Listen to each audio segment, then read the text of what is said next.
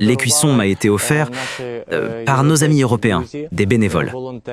Il existe une organisation bénévole appelée Ukrainian Freedom Convoys. Je les ai contactés il y a 6 mois. J'étais un peu découragé, mais de manière inattendue, j'ai reçu un appel disant qu'il y avait une voiture pour moi. Et j'ai récupéré cette voiture à Kiev en septembre.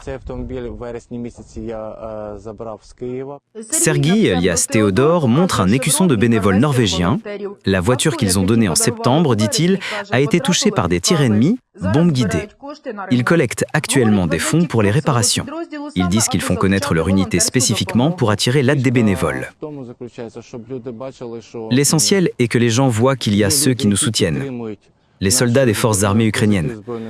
Parce que je sais que le mouvement bénévole en Ukraine est actuellement en déclin. Et par là, je montre que le développement du mouvement bénévole en Ukraine progresse. Sergueï est né à Lviv et a vécu à Odessa. Pendant 20 ans, dit-il, il a travaillé dans un domaine axé sur la recherche et la fidélisation des clients. Maintenant, dit-il, il applique ses compétences en communication dans l'armée. Il y a quelques années, je travaillais avec un fabricant de Lviv qui produit des équipements de ventilation. Et je vendais ces équipements pour l'exportation. J'ai créé un compte TikTok, une chaîne YouTube, et j'ai commencé à gérer Facebook moi-même. Et puis, quand j'ai été mobilisé, j'ai progressivement transféré tout cela vers le mouvement bénévole. Pour mon unité. Pendant la guerre, Sergueï a servi dans le renseignement. Maintenant, il sert au quartier général. Il filme également des vidéos sur les collectes de fonds pour l'unité et fait rapport à ceux qui fournissent de l'aide.